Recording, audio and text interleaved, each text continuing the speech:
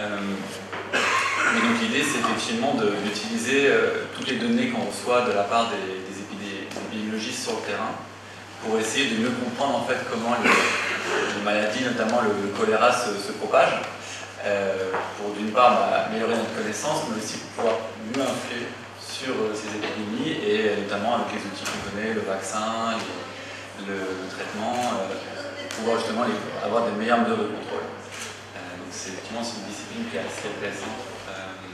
Et donc je vais vous présenter en fait un travail qu'on a réalisé à partir des données de surveillance de l'épidémie de choléra au Yémen. C'est une épidémie qui a débuté en octobre 2016, lorsque les premiers cas de choléra ont été déclarés, et qui se poursuit encore aujourd'hui. Aujourd'hui, on dénombre, je crois, plus de 1,2 million de cas suspects sur une population de 30 millions d'habitants, donc c'est à peu près 4% de la population qui aurait été affectée par le choléra. C'est des estimations, c'est-à-dire qu'on a forcément des gens parmi ceux-là qui n'ont pas eu le choléra, qui ont d'autres maladies diarrhéiques qui auraient été classifiées en tant que choléra, mais aussi plein de gens qui n'ont pas reporté dans les centres de traitement et qui sont potentiellement décédés, et on ne connaît pas le nom. Donc si on s'intéresse à la frise qui est tout en bas, en fait ça représente l'historique des épidémies de choléra au Yémen. Et en fait ce qu'on voit très bien, c'est que en fait, avant 2015-2016, le choléra n'est pas un problème au Yémen, n'est pas un problème majeur. On a quelques épidémies assez sporadiques dans les années 70, et puis une un peu plus importante en 2011 pendant la révolution yéménite. Mais c'est vraiment rien à voir avec ce qu'on peut voir à partir de 2016-2017 et encore aujourd'hui 2018, où là on est dans des tailles, les cercles représentent le nombre de cas beaucoup plus importants. Donc cette épidémie, en fait, elle se propage dans un contexte politique extrêmement difficile, puisqu'on a affaire à une guerre depuis 2015 au Yémen. Et cette guerre, en fait, elle a aggravé le problème de manque chronique d'accès à l'eau potable des Yéménites. Donc, par exemple, au niveau des ressources naturelles, c'est équivalent à ce qui a été dit pour la Palestine. On est de l'ordre de 140 mètres cubes d'eau par habitant par an. Et du fait de la guerre, on a de l'eau qui est de moins en moins potable et de plus en plus difficile d'accès. Cette épidémie, on en a entendu parler, mais pas tant que ça non plus. Elle n'a pas été tant documentée, aussi à cause de la guerre, qui fait que le travail des épidémiologistes sur le terrain est difficile, et le travail de communication est difficile. Et donc c'était aussi une opportunité pour présenter un peu, mais un peu détaillé ce qui se passe au Yémen. Est-ce qu'on peut passer sur la diapo suivante, s'il vous plaît? Passer à la diapo suivante.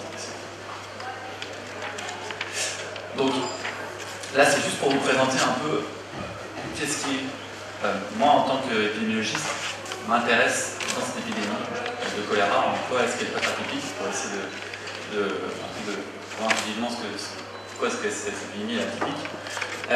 Donc, cette étude, en fait, qui a été publiée donc, dans le Lancet, elle avait pour but, d'une part, de fournir une description détaillée jusqu'à présent manquée, mais d'autre part, elle a aussi pour but d'essayer de comprendre quelles étaient les causes de cette double vague épidémique.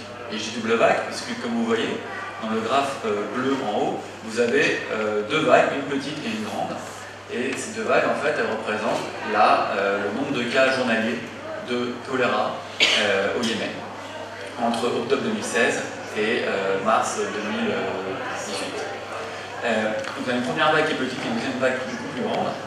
Et ça, c'est à contraster avec une autre grosse épidémie qu'on connaît bien, c'est celle qui sévit à Haïti depuis 2010, depuis le tremblement de terre, où on voit qu'une épidémie très différente, c'est-à-dire qu'en général, quand on a des épidémies de choléra, on a généralement une énorme première vague, et ensuite des vagues successives de plus en plus petites. Et là, on a affaire à une dynamique très différente. On a une première vague relativement petite et une deuxième vague énorme. Et ça, bien sûr, vous savez, quand ils ont eu le choléra en 2016, ils ne se sont pas dit que ça va revenir en 2017 de manière aussi forte. Donc ça a été vraiment une surprise. Donc comprendre pourquoi ça se passe comme ça permettrait à l'avenir essayer de voir comment on peut éviter justement ça. Donc si on peut passer sur la diapo suivante, s'il vous plaît. Diapo suivant, s'il te plaît. Diapo suivant.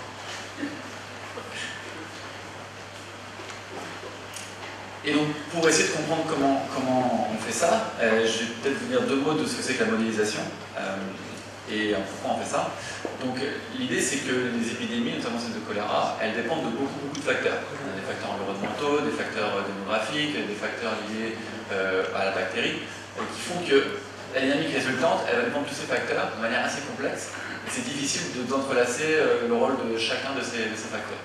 Donc, les modèles, elles permettent de modéliser ces interactions pour essayer de mieux comprendre ce qui se passe. Il faut avoir en tête que les modèles, c'est une abstraction de la réalité, donc ça peut vous paraître extrêmement simple, mais c'est l'idée, c'est d'arriver à un schéma simplifié pour essayer de comprendre quels sont les mécanismes vraiment importants. Et pour faire des bons modèles, il y a besoin d'avoir une partie théorique, de développer des outils théoriques, mais il faut surtout des bonnes données épidémiologiques, et ça, c'est souvent difficile. Heureusement, au Yémen, on a beaucoup de données. La qualité n'est pas toujours au rendez-vous, mais en tout cas, on peut dire des choses. Donc voilà, très rapidement. Si on passait sur le slide suivant, s'il vous plaît. J'ai beaucoup de slides, donc je vais me faire travailler beaucoup. Et pas beaucoup de temps. Pas beaucoup de temps, oui. Donc juste pour rappeler, le choléra, c'est une bactérie qui a une transmission orofécale. Donc on voit tout de suite le lien avec l'accès à l'eau potable et tout ce qui est traitement de l'eau. On peut avoir justement les eaux usées qui viennent se mélanger avec les eaux de boisson. C'est une maladie extrêmement mortelle en très peu de temps, mais qu'on sait soigner et qu'on peut justement guérir en quelques jours avec des moyens de réhydratation assez simples, soit par voie orale, soit par voie intraveineuse. Et on possède aussi un vaccin relativement efficace, sur une durée courte, qu'on ne connaît pas très bien, mais au moins quelques années. Donc on a les outils pour vaincre le choléra. C'est une question d'implémentation, c'est une question de pouvoir le faire sur le terrain. Si on peut passer à la diapo suivante, s'il vous plaît.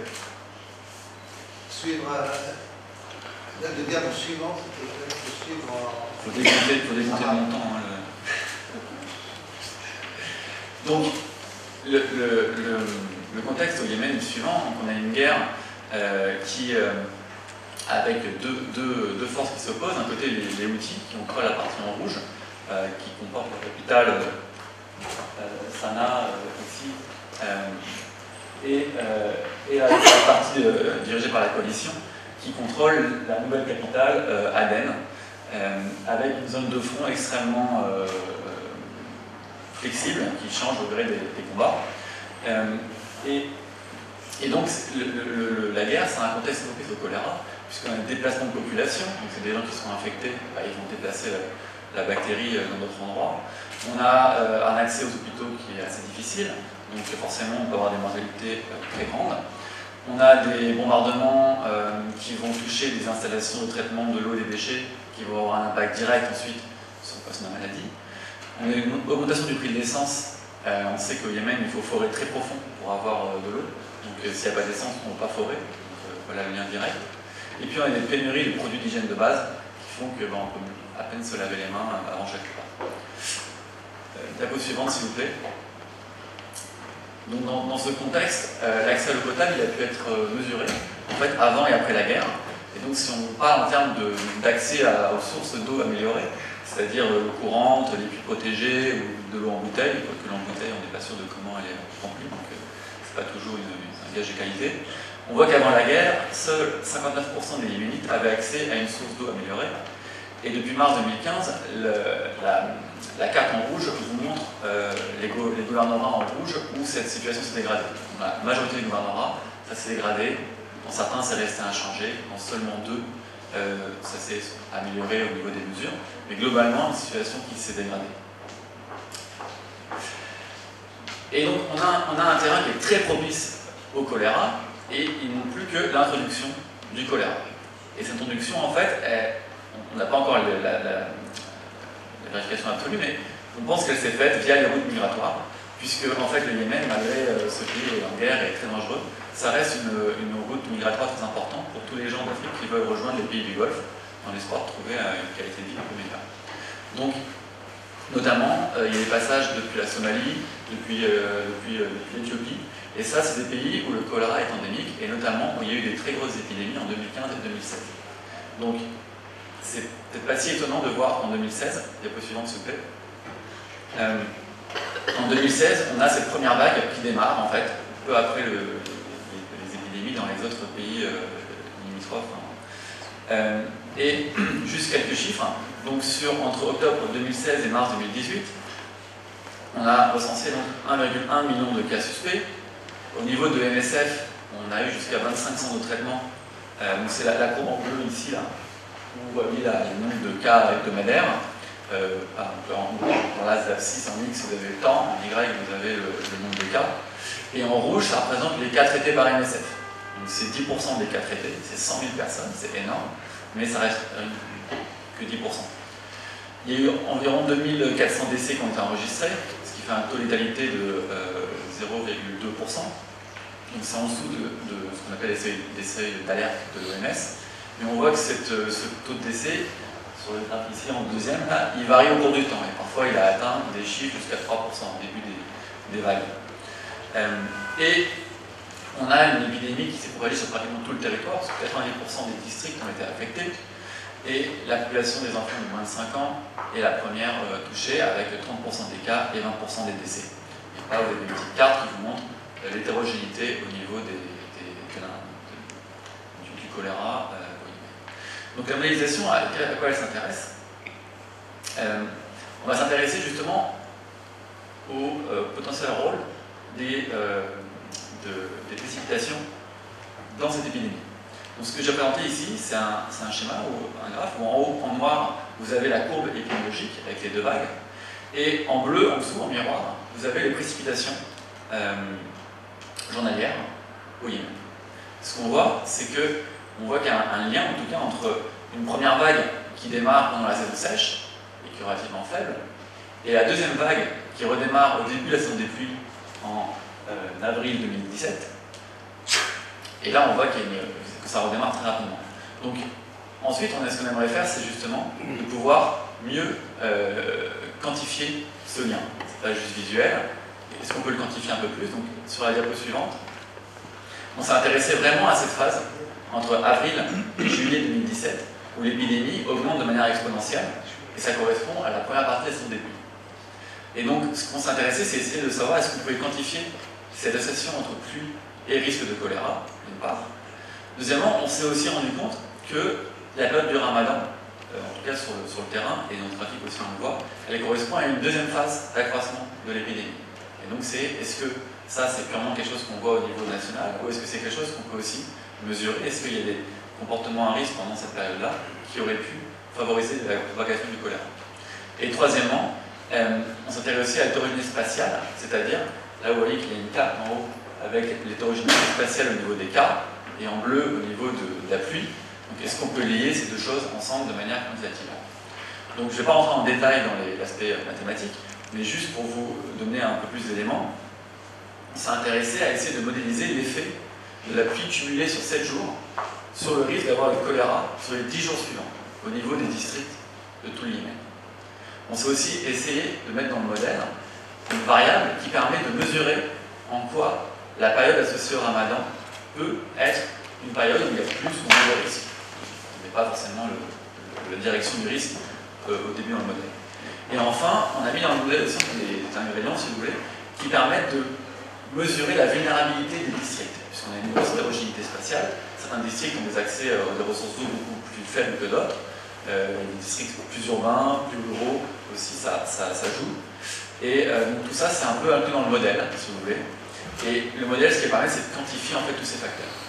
Donc ça reste par exemple le rôle des précipitations. Ce qu'on voit ici sur ce graphique, c'est que donc en X, vous avez la quantité d'eau tombée en une semaine, et en Y, c'est ce que le modèle donne en termes de risque de choléra. Donc un risque de 1, ça veut dire que ça change, c'est un risque relatif de 1, donc il n'y a pas de risque, c'est neutre. Et quand en fait on augmente les pluies, on voit que le risque augmente jusqu'à atteindre pour un niveau de pluie environ de 25 mm sur une semaine, une augmentation de 40% du risque d'être d'avoir le choléra. Et ensuite, quand la pluie augmente, on voit que ce risque il a tendance à diminuer.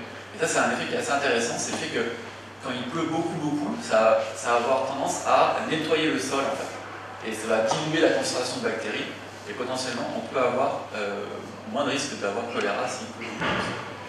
Je peux passer à la diapo suivante. La deuxième chose qu'on a essayé de faire, c'est identifier en fait les districts qui étaient qui étaient à haut risque en fait pendant la saison des pluies.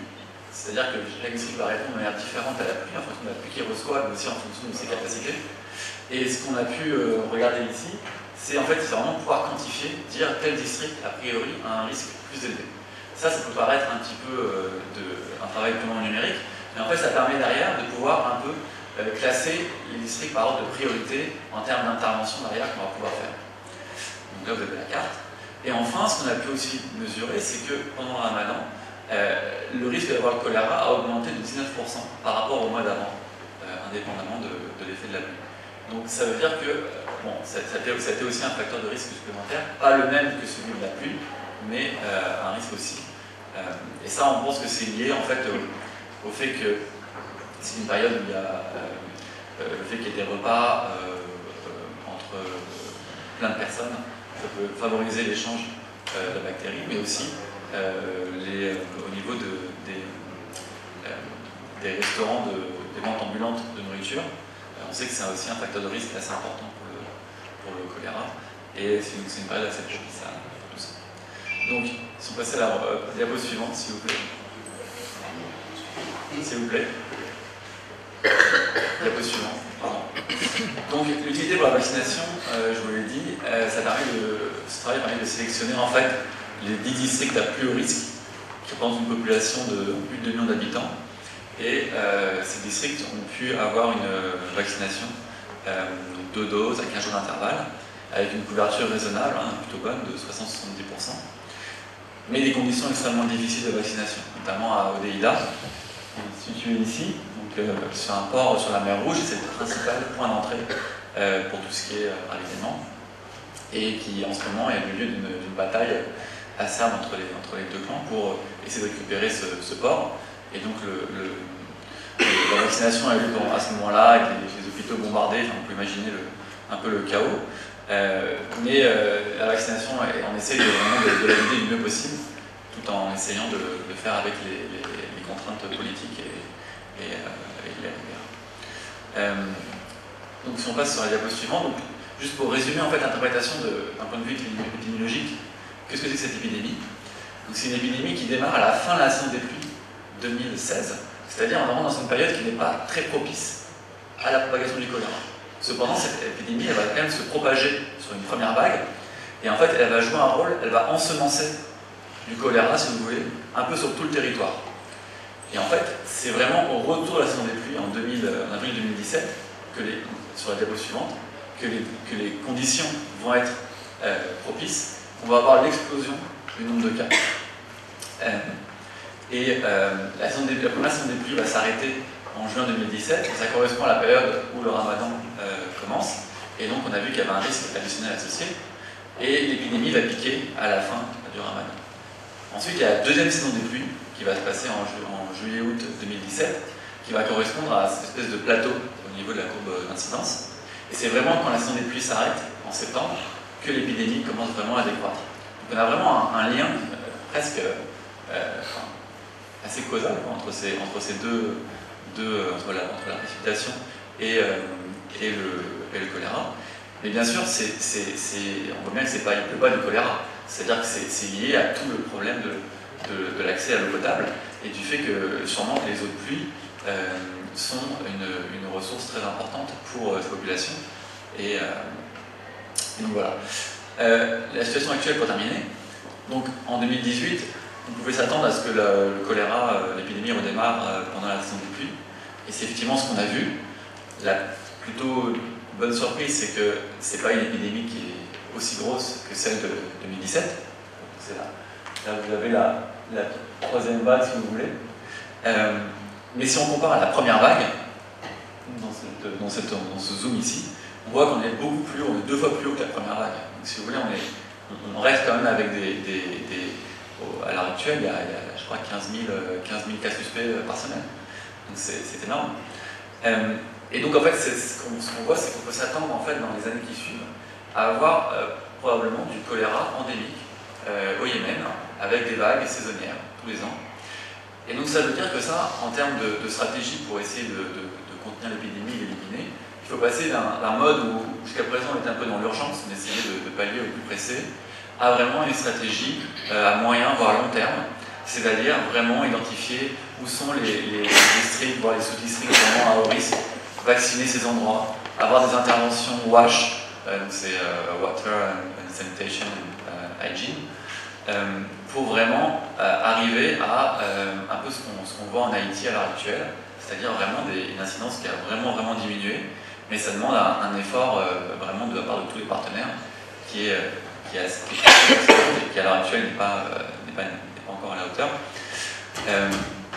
Et donc pour terminer, parce que je pense que mon temps est largement parti, j'aimerais donc remercier d'abord les gens au Yémen qui travaillent parfois sans être payés pour récupérer toutes ces données. Et puis évidemment les soutiens financiers pour cette étude, la Sans Frontières, l'OMS et d'autres.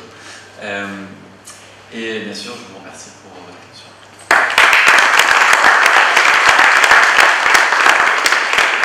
Merci pour votre intervention. Le docteur Badran ne soufflait pas un mot doux à l'oreille, mais il disait que vous n'aviez pas du tout évoqué la question du conflit au Yémen relative à cette explosion carrément de cas de choléra. Est-ce que vous pouvez Vous l'avez évoqué, mais je veux dire, on n'a pas l'impression qu'il y ait une relation tout à fait claire entre la guerre, parce que le drame d'une guerre en choléra, en Libye, même s'il y a beaucoup de pluie au Ramadan, c'est quand même la guerre qui fait détruire l'infrastructure, que cette misère qui est la guerre est responsable de l'épidémie, de la propagation, de la migration de la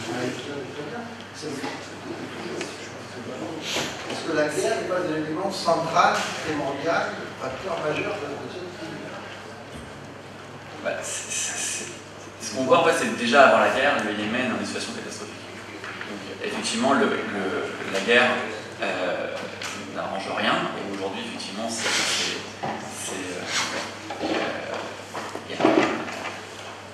que j'ai présenté au niveau de la destruction des infrastructures, ou des problèmes de déplacement de population, enfin, il y a bien sûr un lien, mais c'est aussi le fait que le choléra, on pourrait imaginer, donc, je sais pas, dans la bande de Gaza, si on regarde au niveau des conditions d'accès à l'eau, on est dans une situation probablement très similaire, mais il n'y a pas de choléra à Gaza.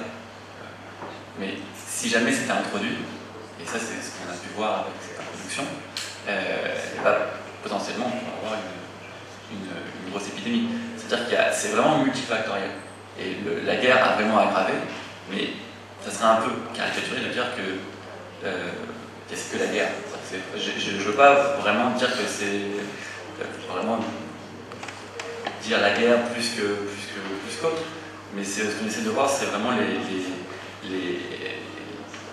déjà premièrement le lien avec la pluie, il est très important parce qu'il permet derrière d'avoir des opérations, c'est-à-dire de vraiment cibler les endroits et les périodes où on veut intervenir.